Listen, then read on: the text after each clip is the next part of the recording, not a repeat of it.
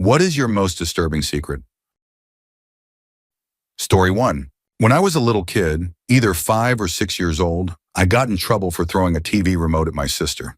My dad, a large and intimidating man, stood in the doorway of my room, yelling at me. I was hysterical, and his anger kept escalating. He then demanded that I take my clothes off. Scared and crying, I removed my shirt. Then he told me to take off my pants and underwear.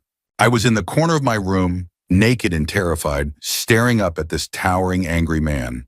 Suddenly, his rage disappeared, replaced by shame.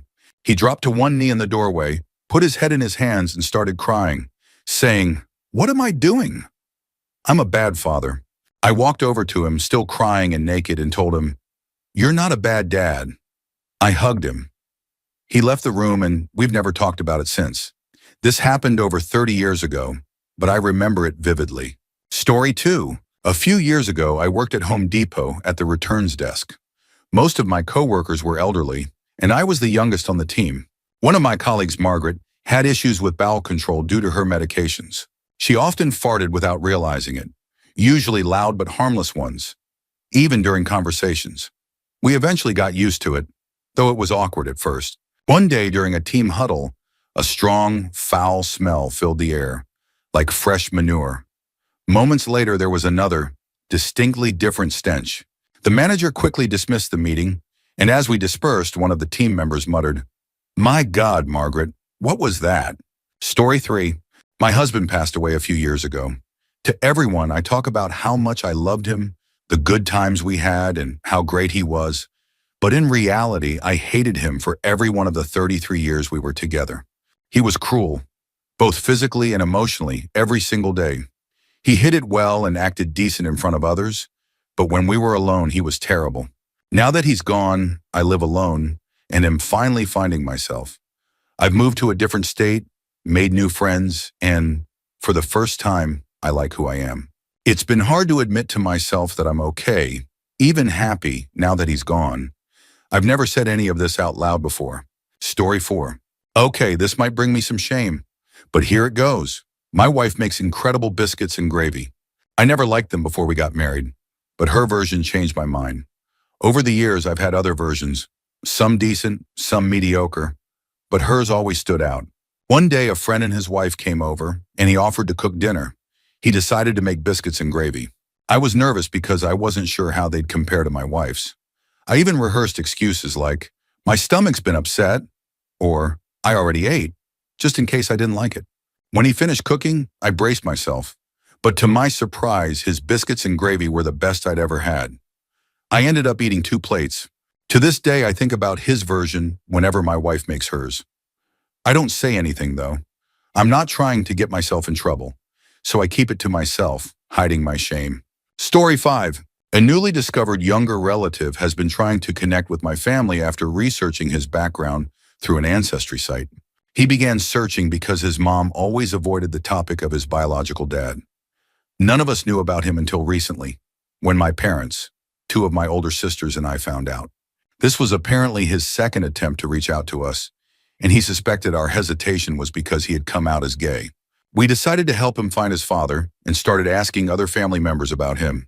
That's when we discovered that this relative was known by some close family members, like aunts, uncles, and grandparents. But he was never mentioned because he was the result of rape by one of my uncles. The family had swept it under the rug to protect my uncle, never told the child who his father was or what he had done, and distanced themselves from him. In contrast, we make an effort to connect with him from time to time and hang out with him. I'm not sure if anyone has told him that we know who his father is or where to find him, but we've confirmed that we've likely seen his father a few times at family gatherings, though that's as far as it goes. Story 6. Sometimes when I'm having a really bad mental health day, I imagine killing people who annoy me in incredibly violent ways. To clarify, I'd never actually do it. I don't have the right to decide who lives or dies, especially not because I'm having a rough day, but I've imagined irritating customers being torn apart by machinery, stabbing someone to death with a biro, smashing into drivers who don't indicate, and feeding bad pet owners to wild animals. These scenarios play out vividly in my mind, down to the blood spatter patterns and smells. I used to be an undertaker working coroner's contracts, so I know what I'm talking about. I want to emphasize again that I'd never harm anyone. I'm far more likely to hurt myself than another person, but for some reason, imagining these scenarios helps. Picturing someone who refuses to indicate at a roundabout being smashed into, their shattered bones. It's oddly cathartic, even though I know it's just a fantasy. Story 7. I've been sexually assaulted so many times in my life that my husband is the only man I feel safe with. When I have to walk into a store alone, I start shaking if anyone so much as talks to me. My family never took me seriously and blamed me for everything because I'm not ugly and have a large chest. Somehow that made the assaults my fault. I don't talk to anyone about it because I'm afraid they'll judge me like my family did. I take Zoloft for anxiety and depression, but I can't vent about my life to anyone, not even my 4 sisters. Being a stay-at-home mom means I'm not supposed to complain because of my privilege. I'd much rather be a normal, functioning human being with a career than have endured any of the assaults that happened to me. I'd empty my bank account right now for that opportunity, but instead I constantly struggle with feeling like I'm enough for my kids and family. My self-image is a constant battle because of what I went through. It makes me feel so much less than I want to be. Story 8. I was molested by my stepfather. When I told my mother about it, she asked me every day if I was sure. One day I noticed she had started smoking again and was crying herself to sleep every night from the stress. The next day I told her I lied about it. She didn't ask any questions and took us back to him. She made me hug him.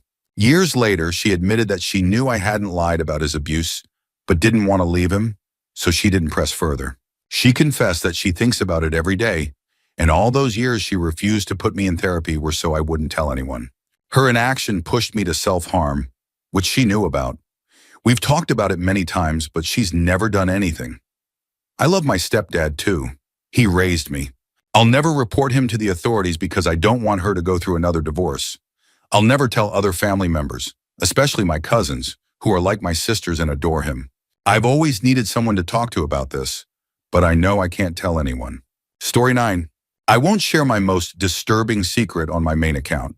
Instead, I'll share a secret about me that only some people know. I regret how boring my life has been so far.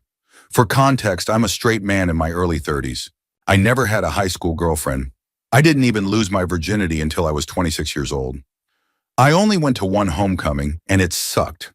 I never went to my senior prom or on a fun spring break trip in high school or college. I never snuck out of my house or did anything rebellious. I never had one of those young, wild, and free nights. I never studied abroad or could afford to leave the country. I've never lived in a big city with roommates as a 20-something.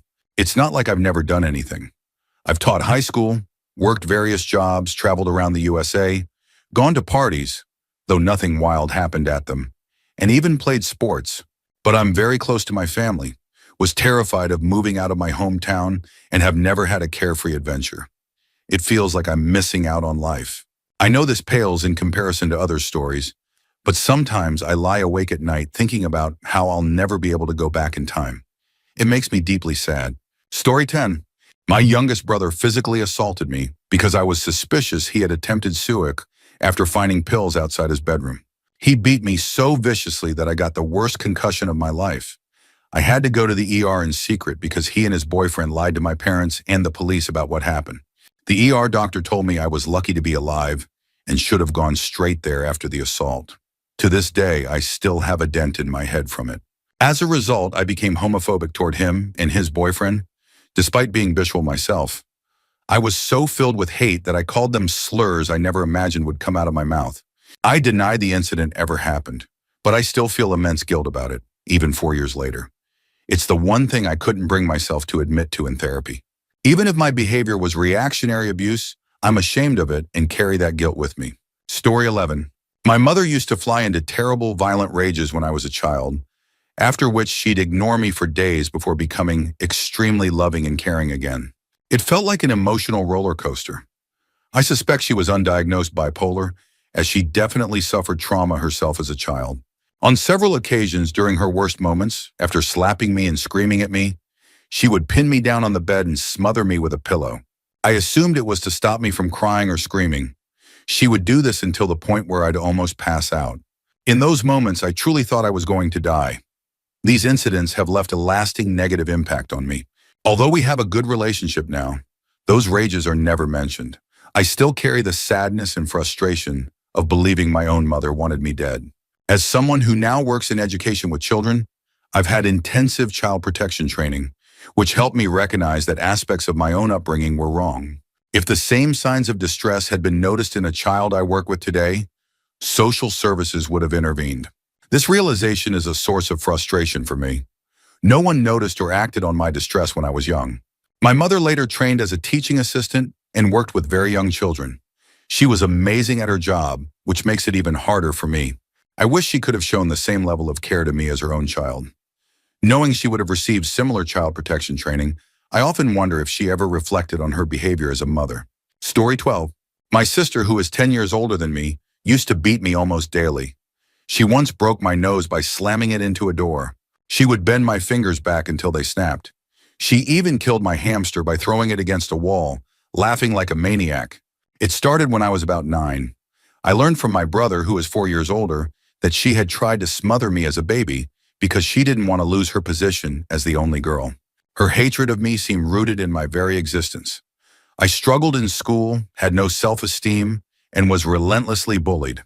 One day, I couldn't take it anymore. My sister was a model and did coca. I knew because I'd seen her use it. My parents didn't know about the abuse or the drugs, as I always made excuses for my injuries. One night, I brought the folded paper of coke I found in her purse to my mom, pretending I thought it was makeup. My dad, who recognized what it was, tasted it to confirm. He immediately started packing black garbage bags with her belongings. As he did this, I broke down and confessed everything she had done to me, the physical and psychological abuse. My dad listened as I told him the real reason I hadn't come forward sooner. She said she would set fire to my room and nail my door shut if I told you. Ironically, my father found a hammer and nails under her bed, which sent him into a rage as he continued throwing her things outside. She was 21, a college student, part of a sorority, a model, and loved by everyone. Meanwhile, I was the fat, sickly kid who was never as good as her. Her voice still lives rent-free in my head when I feel especially unattractive. After she moved out, my parents never looked at her the same during holidays. Before my mother died, she confided in me that she had always wondered if something was wrong with my sister, as she had always been cruel and evil to people. I haven't spoken to her since my mother's death 20 years ago. I've also cut off my brother, as he knew what was happening to me and did nothing to protect me or tell our parents. Only a few friends and my husband know this happened to me. Story 13. I'm not really happy with my marriage or my wife. My wife grew up poor, so she has no real concept of managing money.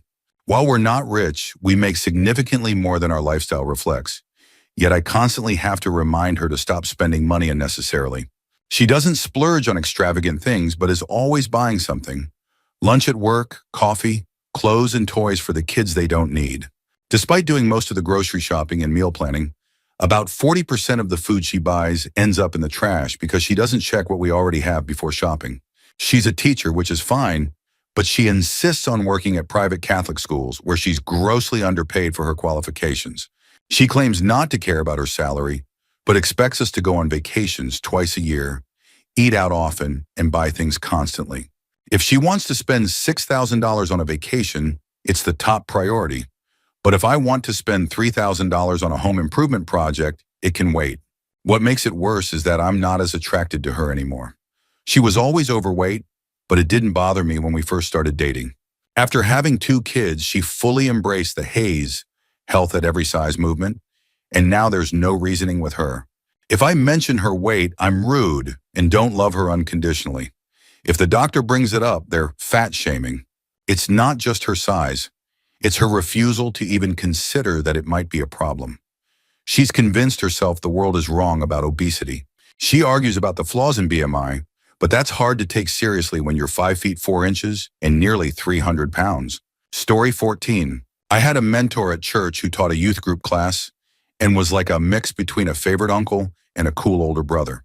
He had a group of about 6 of us who were close to him, and we'd often go to his house to play Halo, drink Dr. Pepper, and eat pizza. I was the athletic one in the group, constantly working out, so when I complained about back pain, he offered to help. He explained that he dropped out of massage school but still knew the techniques. His massages genuinely worked, and everything seemed above board. there were other people in the room. I didn't take my shirt off, and it was just a group of guys hanging out. Over the years, this happened many times, and I never thought anything of it. Fast forward to my 30s during the Me Too movement, and a repressed memory hit me. One of those nights, I fell asleep in his bed. I distinctly remember waking up to him rubbing me, not sewily, but in a way that was overly affectionate. I had morning wood tucked into my waistband, and he was definitely making contact with the head of my penis repeatedly. I was in that hazy, restful state between sleep and being fully awake, but as I became more aware, panic set in. I didn't know how to react without making it obvious I knew what he was doing. Eventually, I faked rolling over in my sleep to make it stop. He got out of bed shortly after, and I pretended to wake up 15 minutes later. Nothing else happened that morning, and we never spoke about it. He continued being a trusted mentor, and I convinced myself it was just a weird dream, but now I know it was real. I don't know what to do with this information. I can't tell anyone who knows him because it would ruin otherwise positive memories for our group of friends, who still fondly reference those Halo nights as our golden era. I can't share it with the strangers because they dismiss it as just another case of grooming by a church figure, which doesn't capture the nuance of my experience. Legally, nothing criminal happened, or at least nothing provable, and I'm not sure I'd pursue it even if I could. I genuinely have positive feelings about him and our time as mentees. This one incident recontextualizes everything, though, making it seem like grooming that never escalated. It was easier to bury this memory than to confront it, but now here I am writing it out, trying to process what it means. Story 15.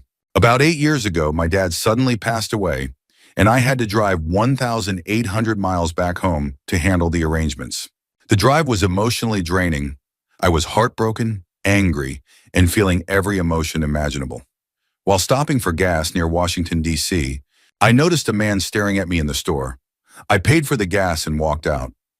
As I was pumping gas, he struck up a conversation with me, a total stranger. He slipped me his number, and we went our separate ways. A few minutes later, I realized I was behind him on the interstate. He noticed me through his rearview mirror and sent me a text, calling me beautiful. Then he called, and we started talking over Bluetooth as we drove. We chatted for about 20 miles until he said he was getting off at the next exit and asked me out to dinner. I agreed. We had dinner, drinks, and ended up getting a room. That night, we had incredible stranger-esque. The next morning, we said goodbye, and I never saw or heard from him again. I have no idea if he was married or anything. Neither of us asked. The S was unforgettable, the best I've ever had. I've been married for 12 years now, but nothing has ever compared to that night. Story 16. Years ago, I tried to end my life. I swallowed a massive amount of painkillers, washed them down with booze, and added whatever else I could find. At the time, I was living in my parents' basement and could go days without seeing them. By sheer luck, we had a family friend coming over for dinner that night, and my dad came downstairs to ask me to help cook, something I was known for in the family. What he found was something no father should ever have to see. He had to perform chest compressions on me until paramedics arrived. If no one had come looking for me that evening, I probably wouldn't have been found until the smell became noticeable. I woke up in the hospital a couple of days later. People who've survived jumping from places like the Golden Gate Bridge often describe feeling overwhelming regret on the way down. That's exactly how I felt when I woke up. A profound relief that it hadn't worked. To avoid being committed, I played it off as an accidental overdose. Later, I kept up the story to spare my family the pain of knowing how low I'd fallen. Now I keep the lie because I genuinely want to live, and they don't need to know how bad it once was. For anyone reading this, it took time and effort, but I now have a career I love, a beautiful wife, and the sweetest little boy any parent could ask for. I'm also a sous chef, teaching others the craft I adore. It might sound cliche, but where there is life, there is hope. Story 17. For the past 17 years, I've wanted to die, but I remain tethered to this existence because my parents are alive. I'm not sad about it. Life simply holds no value for me. Each day feels more like a chore than an opportunity to explore or enjoy. Every night, I pray that I don't wake up. I hope for an aneurysm, a heart attack, something that will end it all without me having to take action. If there's a hell, so be it. If there's a heaven, I want no part in meeting the higher being who put all of this in motion. The best outcome would be complete nothingness, no past, no future, just absolute rest. I've thought about finding a mundane job to occupy myself until I muster the courage to end it all, but the economic situation where I live has made that impossible. Meanwhile, I see content creators and others making thousands for minimal effort, and it fuels my disillusionment. Everything around me is falling apart. My house is in ruin, I've stopped caring about my hygiene, and my girlfriend refuses to leave me no matter how many times I tell her it's best for both of us. I can keep up appearances and act like I care about the people around me, but it's all a facade. Death feels like the only reward, and suic seems like the only escape. Story 18. I don't hate people often. I'm generally forgiving and don't hold grudges. But there's one person I dream of killing daily, my paternal grandmother. I consider myself a peaceful and kind person, incapable of causing pain to anyone. But when it comes to her, my extreme sadism emerges. I fantasize about torturing her, making her suffer, and taking her life with my own hands. She's the most toxic, backward, and cruel person I've ever met. Her actions destroyed the lives of her two sons and even her grandchildren. She was abusive during my father's childhood, leaving him a broken and miserable person, though he never acknowledges it. She openly oppressed my mother, ruining her married life and, in turn, causing me to suffer as a teen. While most people associate grandparents with love and kindness, I feel nothing but hatred for her. I've fantasized about pushing her off a cliff, choking her in her sleep, slitting her throat with a wire, or simply standing on her neck until she dies. I've even imagined causing her mental anguish, venting my frustrations at her until she feels the pain she's inflicted on others. I don't care what anyone thinks of me for feeling this way. If you were in my position, you might feel the same. I've managed to survive despite her presence in my life, but I often wonder if others in my shoes would have given up entirely. Story 19. When I was 8 years old, someone tried to abduct me. This was in the 1980s in a small ex-mining town in northern England. I was walking down the street when a car pulled up beside me with a man and a woman inside. They rolled down the window and asked for directions. I gave them the directions, but the man said it was too complicated and asked me to get in the car to show them. I said no. Then the woman got out, gesturing toward the open car door, saying it would only take a minute. When I refused again, she grabbed me and nearly pulled me into the car. The man joined in, and I was seconds away from being taken. Somehow, I managed to pull free and run faster than I'd ever moved in my life. This is the first time I've ever expressed this, even if it's just to a keyboard.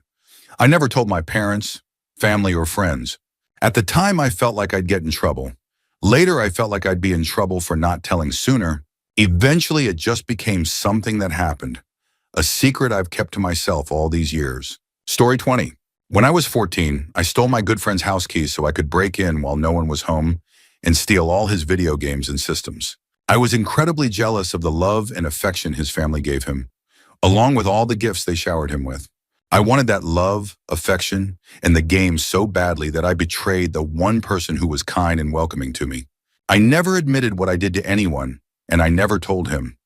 Years later, when I managed to get a PS5 during the time they were hard to find, I wanted so badly to gift it to him and confess what I had done. But I couldn't bring myself to do it. We stopped talking around 11th or 12th grade, and I've thought about my actions ever since. I deeply regret what I did and how desperate I was at the time. I'm so sorry, Gene. You didn't deserve that, and I still feel like the worst person for stealing from someone who was so kind to me. Story 21. I worry that I'm incapable of true love, or maybe monogamous love, or perhaps I just don't know how to identify my feelings. I'm not sure what it is, but since I was 15, I've only been in long-term relationships, at least a year, with the longest lasting 5 years. I've been in 5 relationships, and they've all ended the same way, until recently. I fall for someone, genuinely believe I'll marry them, and then seemingly overnight, the feelings vanish. I've broken up with every person I've ever loved. I've never been dumped. I always leave first. Now I'm in another relationship, and it's been a year and a half. A few months ago, we briefly broke up because I was going through what my therapist later described as a manic episode. It was the only ugly breakup I've ever had, and we both ended up dating other people during that time. Eventually, we hit rock bottom, got back in touch, sought help from therapists, had long conversations, and decided to get back together. Since then, things have been amazing. But almost every day, I get this creeping fear that I'll repeat the same cycle. I'm terrified of losing feelings for him or hurting him again because I feel like I don't fully understand my own brain. It's a constant worry that I'll ruin what we have, just like I've done in the past. Story 22. When I was a teen in the 90s, I loved building small electronics projects. My mom was always worried about me soldering in my room, convinced I'd make a mess, but I brushed off her concerns. One day I got an etch-your-own circuit board kit from Radio Shack. While working on it, I accidentally spilled the etching fluid on my bedroom carpet, leaving a horrible permanent stain. Since I was home alone, I quickly rearranged the furniture to cover the stain, got rid of the kit, and never said a word about it. After I moved out for college, my parents left my room untouched, as they had no other use for it. 10 years later, when they sold the house, they moved the furniture and found the stain on the otherwise pristine carpet. My mom was incredibly worried and eventually convinced herself that varnish from the furniture must have somehow caused the mark. I never corrected her. Story 23. I'm actually terrified writing this, but after reading some of the other stories, it doesn't seem like such a big deal in comparison. When I was 18, I had a crush on a guy. Let's call him Jay. Neither of us ever made a move, and eventually he got together with my then best friend. They seemed happy, and I tried to move on. At the time, I cringed at the idea of being interested in someone younger. He was 16, and I had the stereotype in my head that guys should be older. After they got together, I found a boyfriend of my own, who I love and have been with for almost 3 years now. The first year with him was perfect. But 2 years ago, I ran into Jay randomly on the street. He told me he and my ex-best friend had broken up and asked if I wanted to meet up for a drink. I said yes, partly because we had been great friends before, and partly because I was curious about why they broke up. I wasn't in touch with my old best friend anymore. When we met, he picked me up in his car, had made reservations, and opened up about his feelings. He admitted that he'd always loved me and felt like getting together with his ex was a mistake. We laughed and talked so much, and it felt like I was a teenager again. The chemistry between us was undeniable, but I told him I couldn't betray my boyfriend, who loves me deeply. He understood, and we haven't spoken much since. But I can't stop thinking about Jay. He's in my dreams sometimes, and it makes me feel incredibly guilty. I love my boyfriend, but he's very introverted and not as outgoing or social as Jay, which I am. When I'm with Jay, I feel alive and carefree, like I'm 18 again. With my boyfriend, I feel like I have to plan everything and sometimes beg for attention, like going on dates or engaging with my stories. He does try, but only because he knows it makes me happy, not because he truly enjoys it himself. Jay, on the other hand, planned everything for our one meeting without me having to ask, and his extroverted energy matched mine perfectly. I'm torn because I know I would be risking a lot if I left my boyfriend for someone I had one date with. My boyfriend's family is incredibly caring, and he makes me feel safe and protected. I'm 22 now, and Jay is 20. I feel like my feelings for Jay are eating me alive, but I also worry that leaving my boyfriend would be a terrible mistake. I don't know if my longing for Jay is real or just a fantasy of what could have been. Please help. I'm struggling to figure out what to do. Story 24. My most disturbing secret, at least in my own head, is that I'm 40 and have never had S. I haven't even come close. I've never been in any sort of relationship where S was a possibility or even a natural progression. But I don't consider myself an incel. I know it's not women's fault that they aren't lining up to date me. How can they, when they don't even know I'm an option? As for why I'm in this situation, the short answer is crippling self-esteem issues. I've been the fat nerd my whole life, someone people are friendly with but not romantically interested in. My early attempts to express feelings of attraction, even as a kid when I didn't fully understand what I was doing, never got me any positive or polite responses. One incident in university stands out. I met a young woman during freshman year and we seemed to have a lot in common. By our third year, I admitted my feelings for her, but it completely ruined our friendship. When I later tried to apologize and rekindle things platonically, she told me she never wanted to speak to me again. That was nearly 20 years ago, and we haven't spoken since. Most days, my status as still in the package doesn't dominate my thoughts. But seeing people I grew up with, married with teenagers, or even young adult children, reminds me of how far behind I feel. And I can't help but think that if I ever do find someone, they and any future kids will never know my mom, who passed away over 15 years ago. Story 25. Growing up, I had a best friend who lived next door and was 2 years younger than me. Their family dynamic was chaotic, but we spent a lot of time together. When I was 8, her dad went to prison for 20 years after one of our neighbors recognized him from America's Most Wanted and called it in. I won't go into detail, but it was related to pedophilia and violence. He had stolen a dead man's identity and was living a double life. By the time he got caught, he had 4 children with my friend's mom. When he was arrested, detectives and reporters questioned us, even though we were so young. I mostly blocked out those memories until COVID. Being stuck at home, drinking less, and smoking less weed than usual, I remembered something horrifying. Her dad once made me and my friend bathe together in front of him. It's wild how the brain protects itself because I have an otherwise excellent memory. But this moment was buried for years. Even now, I haven't told anyone, not even my close group of supportive internet friends, out of respect for my friend's privacy. We still share mutual friends and our lives are intertwined. I can't imagine what he might have done to her when I wasn't around, and the thought terrifies me. He's out of prison now, and I only know him by his fake name. That's the most disturbing secret I've ever held. Story 26. I've had persistent depressive disorder for as long as I can remember, along with a host of other mental illnesses. No matter what I try, therapy, medication, self-help techniques, nothing ever works. I've tried everything imaginable, multiple times, but each failure is more disheartening than the last. Now, I don't even bother getting my hopes up in the first place. I tell others that where there's life, there's hope, and that it's always worth trying to get better. I play the role of the endlessly hopeful supporter convincingly, but it's all an act. Deep down, I don't believe any of it applies to me. I've come to terms with the idea that some people just aren't meant to be happy, and I'm one of them. It feels like a cruel statistical inevitability. Intellectually, I know this mindset is self-perpetuating, and I understand that treatments for mental illness exist. But after years of broken hopes, I'm simply too tired to keep trying. I don't think about dying anymore. Not because I have a newfound will to live, but because I've stopped caring enough to even consider it. Part of me stays alive to avoid hurting the people in my life, but mostly it's apathy that keeps me here. I know one day I'll wake up and it'll be 30 years later, if I even make it that long. I'm not sure what to do with that thought. I'd like to believe that something's got to give, but apparently it doesn't. Story 27. I produced a child with my cousin's girlfriend. They had been trying to conceive for 4 years with no success, and the situation took a toll on both of them. My cousin spiraled into drinking and heavy drug use, while she became deeply depressed, crying often and acting very emotional. One Friday after work, I went to their house to hang out and grill. My cousin was at work, so I asked if I could take a shower.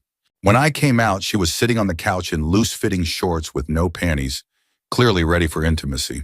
She told me how devastated she was that they couldn't have a baby, how it was straining their relationship, and how much she loved him. Long story short, I ended up sleeping with her. Right after we finished, my cousin came home, nearly catching us in the act. She didn't even have time to clean herself without arousing suspicion. She just sat on the couch, terrified of giving herself away. I turned off any guilt I might have felt and acted like nothing happened. 8 years later, they're still together and happy. He has no idea that his son is actually mine. She contacted me when the child turned 3, sending me a picture. The resemblance is undeniable. I see my face so clearly in his. She told me she's thankful that my cousin and I share similar features because he truly believes the boy is his. I've kept this secret ever since. Story 28. I've only ever told one person about this, but we don't talk anymore. During the start of quarantine, I hit a really low point. I don't want to blame quarantine for my actions, but my mind wandered and I ended up watching a deeply disturbing type of porn. I won't say what it was, but even now, it fills me with shame and disgust. I felt like I wanted to erase it from my memory and start my life over. I couldn't believe I had gone out of my way to look for something like that. The thought of it still disgusts me to this day. It's been 2 years since I last watched any kind of porn, and those memories still haunt me. I don't get aroused anymore when I think about the vivid scenes I remember from those videos, but I still feel tainted and ashamed. I try to give myself grace, but it's so hard. I keep asking myself why I did it, why I thought it was something worth exploring. Even though I never would have acted on anything like what I watched, and couldn't even if I wanted to since I don't have a penis, it doesn't change how much it bothers me. My life has improved a lot since quarantine, but I still think about what I did. The shame lingers, and I don't feel like I can talk to anyone about it. It's something I never plan to do again, something I never want to revisit, but the memory won't let me move on. Story 29. I almost killed a man when I was younger. Back in Texas, me and the neighborhood bully both had BB guns. Mine was a lever-action BB gun that looked like a Henry rifle. One day I saw him riding his bike, and trying to act cool, I aimed my BB gun at him. I didn't plan to shoot. My finger wasn't even on the trigger. I just wanted to scare him. He started shouting things at me, then rode back to his house, grabbed his BB gun, and came back to shoot at me. I ducked behind a trash can while he shot at me, and I fired back. I still have scars from where he hit me, in the palm of my hand, my left butt cheek, and my right calf. It turned into a full-on BB gunfight. At one point, I blind-fired my gun and suddenly heard his gun drop to the ground. He was on the ground, holding his face and screaming. I walked up to him, feeling triumphant. But when he moved his hands, I realized I had shot him in the eye. His hands were covered in blood, and his eye looked destroyed. Still there, but mangled and horrifying. I panicked. I didn't know what to do, so I just walked away and left him there. Shortly after, we moved away because my dad lost custody of me, and I moved in with my mom. Years later, I thought about him and decided to search for him online. I found someone with his name, and sure enough, he was missing an eye. I made a fake account and asked how he lost it. He replied, "I fell off my bike as a kid and landed in some sticks that stabbed my eye, haha." Not that cool of a story, I know. I knew the truth. I was responsible. I eventually added him with my real account, and surprisingly, we're now really good friends. He's a successful banker, and I'm just a guy working at a tire shop. It's ironic how life turns out. Story 30. I feel like there's an illusion of control over myself. On the surface, I'm extremely empathetic. I help people without hesitation, and they seem to sense that about me. But underneath, it's different. The truth is, I sometimes realize I don't actually care about what happens to the people close to me, as long as it doesn't affect me. There have been times when someone has told me terrible news about a friend, and I've felt nothing. Once I even smiled nervously when I heard a friend was in an accident and became paralyzed. I still haven't processed it, and likely never will. To avoid hurting people further, I've ghosted everyone involved. I figured it's better for them to think I'm just an awful person who disappeared than to deal with my lack of emotion. I judge people, friends included, based on their looks or what they can offer me. I rarely go out of my way for others unless they ask. It's startling how much easier it is for my friends to pay for things or help me than for me to do the same for them. I've wondered if I might have BPD or if I'd even have empathy if I were autistic. The way I care more about how people look or what they can provide makes me question my emotional depth. I can't process sadness. I've only cried once, and it was when I was drunk, about my parents' upcoming brain surgery. I feel like I'm chasing surface-level connections, both in myself and others. At what point does not having compassion or sadness for the people closest to you stop being just weird and start being something darker? Why am I so shallow, and why can't I change it? Story 31. When I was 12, my mom had some sort of breakdown. Her behavior changed drastically. She became impulsive, frenzied, and emotionally out of control. Sometimes it seemed like she was delirious, and her actions were so abnormal and erratic that it felt like living with a completely different person. She started buying random, useless things we had no purpose for. I vividly remember the time she bought 3 Apple Watches and 2 turtles.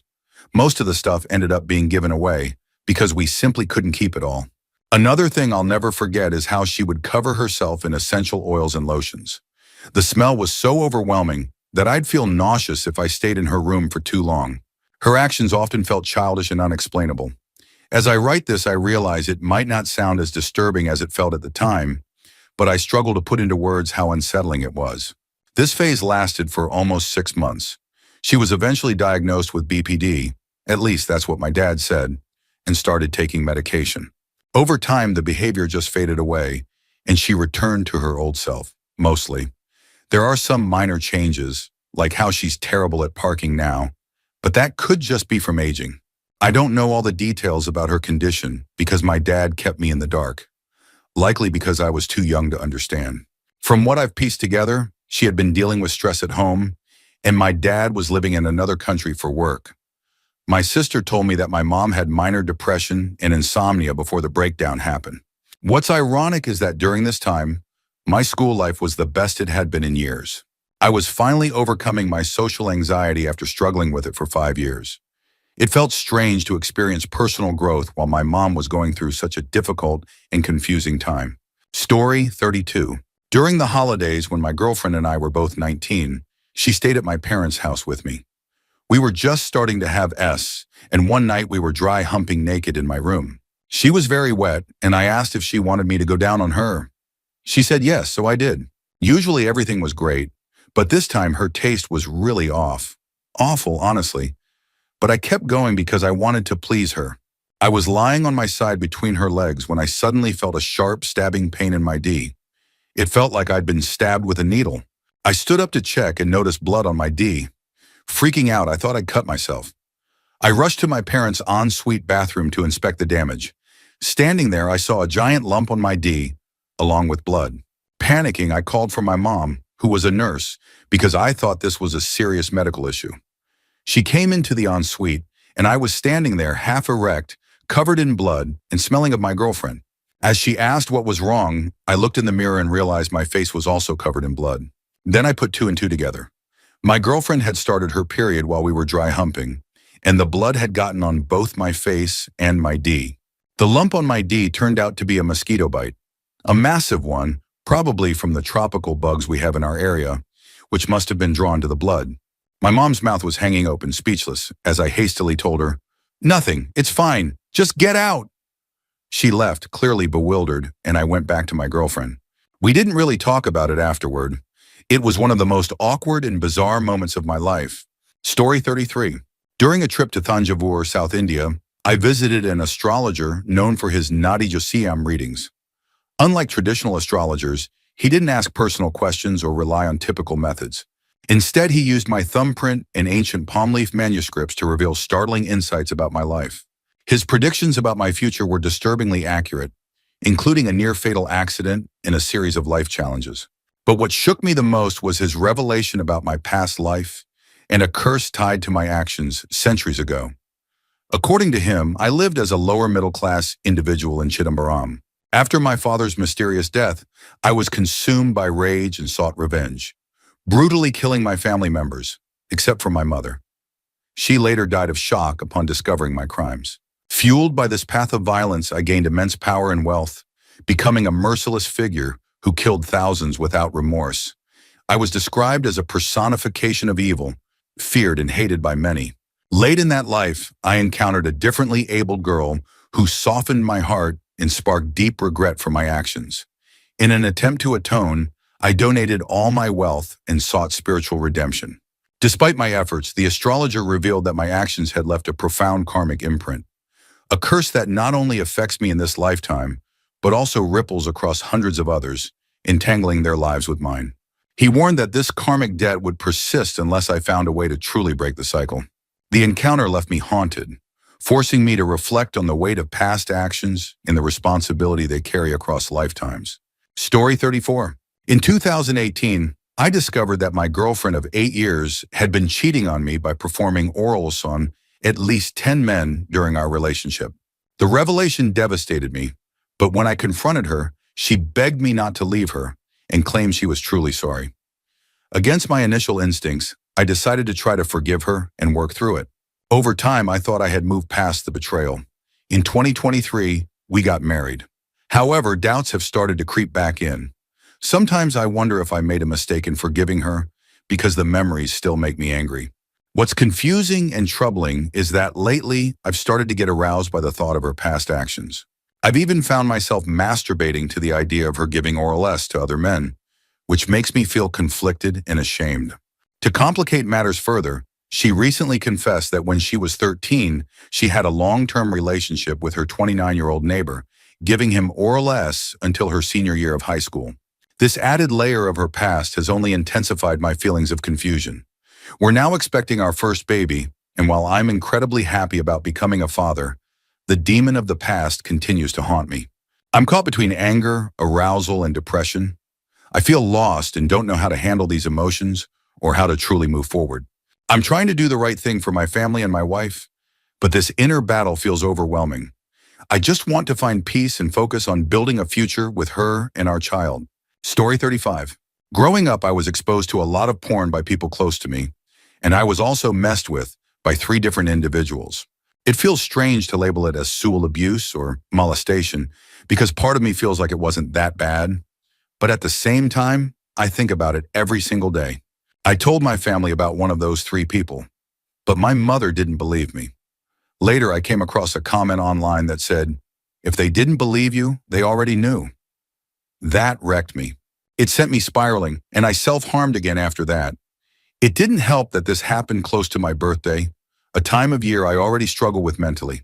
I hate my birthday and was already feeling low, but everyone around me kept pushing me to celebrate or do something special.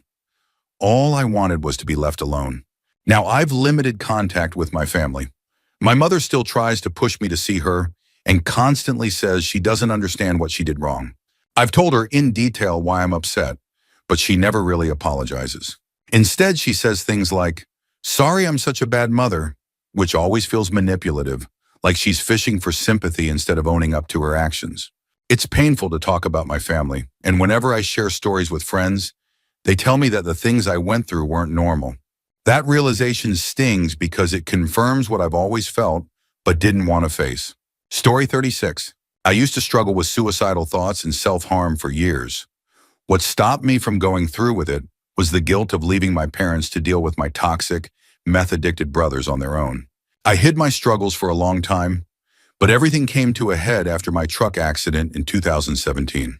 For 4 to 6 years, I bottled up my emotions, masking my self-harm scars and covering them with tattoos.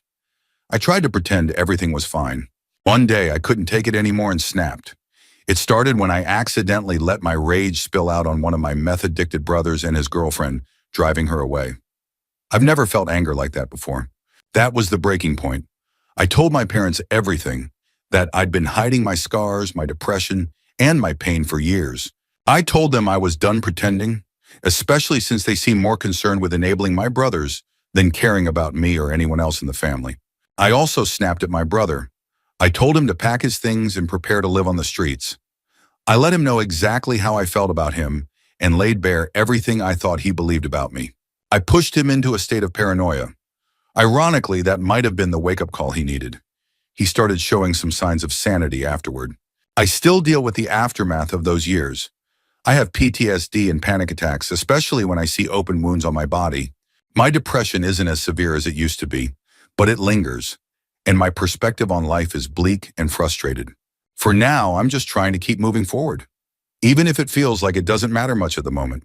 Story 37. Back in high school, during a tech ed project where we built and raced toy cars down the hallway, I did something I've never admitted to anyone. I was bullied relentlessly in school, and one guy in particular made my life miserable for years. By junior year, the bullying had mostly stopped, but the bitterness from all those years still lingered. He was in my tech ed class, and one day he wasn't there. Maybe he was sick or had something else going on. This was during the final days of the project, and his car was nearly finished. It looked amazing, like a winning contender. When I saw his project sitting in the storage closet, I gave in to a sudden, awful temptation. I grabbed it instead of mine and spent the entire class destroying it while pretending to work on my own. I drilled random holes, cut a wheel in half, ruined the axle holes, and even wrote "Pinus Mobile" on the side. By the end of class, his car was still in one piece, but looked and functioned like absolute garbage. There was no way it could race more than a few inches without stopping.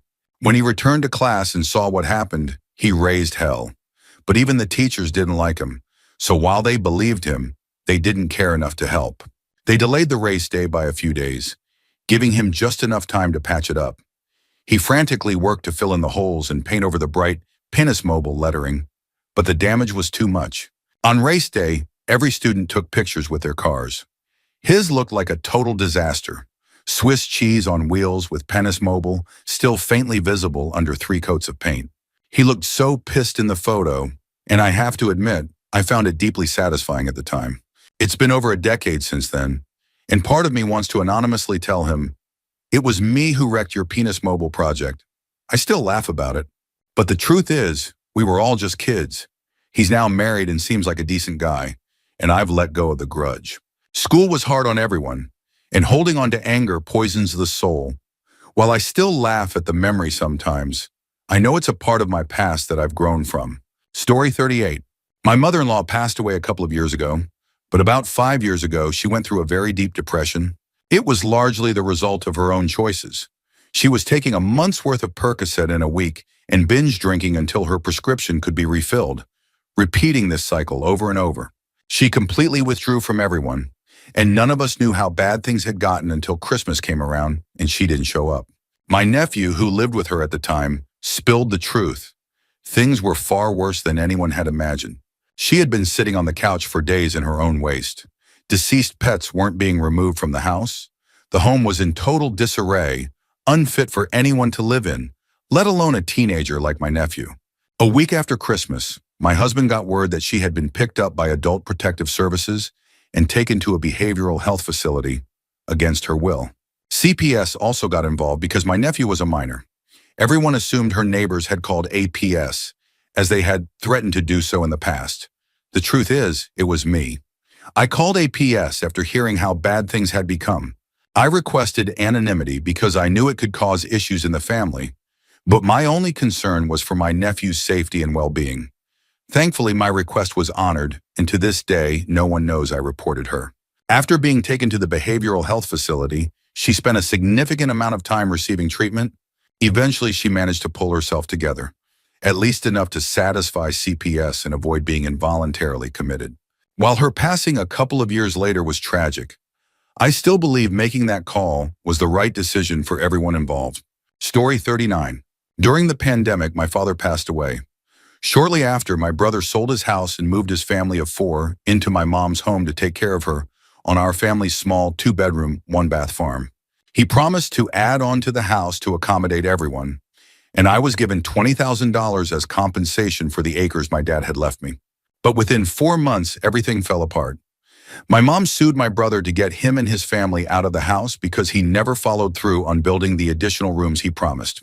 In retaliation, my brother sued me to get the $20,000 back. By then, I'd already spent the money on necessary repairs for my own home. Desperate to salvage what was once a great relationship with my brother, I took out an awful loan to repay him. Giving that money back left me and my family in financial hardship, and the stress took a massive toll on my mental health. I ended up in a mental health institution for 3 months and now see a therapist once a month. I even quit my high-stress job for a lower-paying but less demanding one. Despite all this, I still experience panic attacks when I visit my brother or see my mom. My ability to make basic decisions has been deeply impacted. I can't even explain the full extent of how much my life has changed since this happened. To make matters worse, my brother later purchased my parents' family home for $120,000. My mom, exhausted from the fighting, chose to take the money and walk away. They haven't spoken to each other since. Holidays, once a joyful time for our family, are now beyond depressing. The emotional and familial damage feels irreparable, and I'm left wondering if we'll ever recover from everything that's happened. Story 40. My grade 5 teacher was a strict disciplinarian, but in a good way. She had a chart with 10 classroom rules, and anytime a student broke one, they had to stay after school in detention and fill out a detention slip. The slip required the student to write down the rule they broke, how they planned to improve, and have it signed by a parent to be returned the next day. I got so many detentions that I started forging my mom's signature on the slips. At one point, my teacher asked me if the signatures were real, and I was terrified she'd show them to my mom. Just before parent-teacher interviews one day, I panicked. After school, I stole every single detention slip from my teacher's desk. For months afterward, who stole the detention slips became a mystery that my teacher would ask the class. She'd sometimes look at certain students, almost as if she knew who the culprit was. These were kids who had more detentions than me, but I doubt they had forged their parents' signatures like I did. No one ever found out it was me. I'm 45 years old now, and it's a secret I still think about and plan to take to my grave. Story 41. Back when I was younger, the neighborhood bully and I both had BB guns. This was Texas, so of course we did. Mine looked like a Henry lever action rifle, where you loaded BBs into a tube below the barrel. One day I saw him riding his bike, and thinking I was cool, I aimed my BB gun at him. My finger wasn't on the trigger. I didn't actually plan on shooting him. I just wanted to intimidate him. He kept riding by, shouting things at me that I can't even remember. Eventually, he rode to his house, came back out of his garage with his own BB gun and started shooting at me. I ducked behind a trash can and fired back. He managed to hit me a few times. I still have scars on the palm of my hand, my left butt cheek, and my right calf. At one point, I fired blindly in his direction and heard his gun hit the ground. When I looked, he was curled up on the ground, holding his face and screaming. I walked up to him, thinking he was just overreacting, until I saw his hands covered in blood. He moved his hands and I realized I'd shot him in the eye. His eye wasn't gone, but it looked badly damaged, like it had partially exploded. In our neighborhood, kids running around with BB guns wasn't unusual, and no one really cared about the chaos. I panicked and just walked away, leaving him there. Not long after that, my dad lost custody of me, and I moved in with my mom in a different town. Years later, he popped into my head. Out of curiosity, I searched for him online and found him. It was the same name, and sure enough, he was now missing an eye. I created a fake account and messaged him, asking how he'd lost it. He replied, "I fell off my bike as a kid and landed in some sticks that stabbed my eye."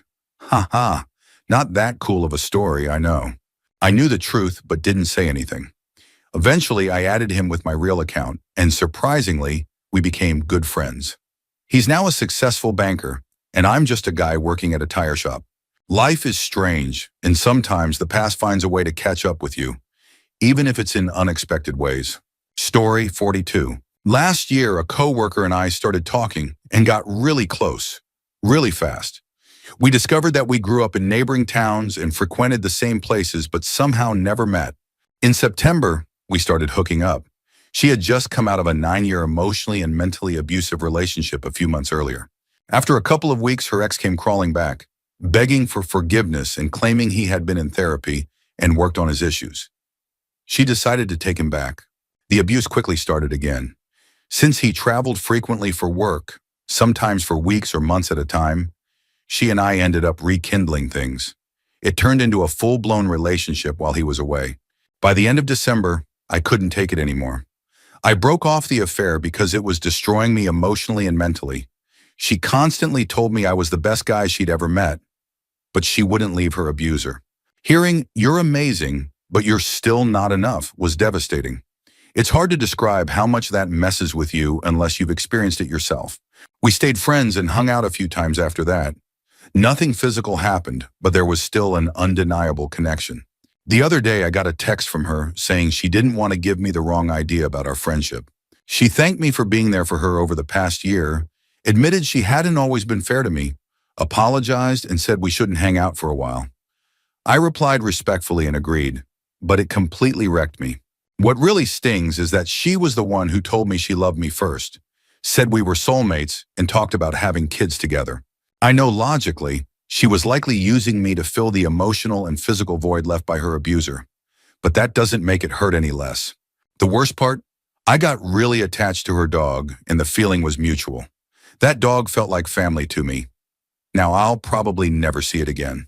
Losing her was painful, but losing that connection with her dog feels like an extra stab to the heart. It's just all really hard to process.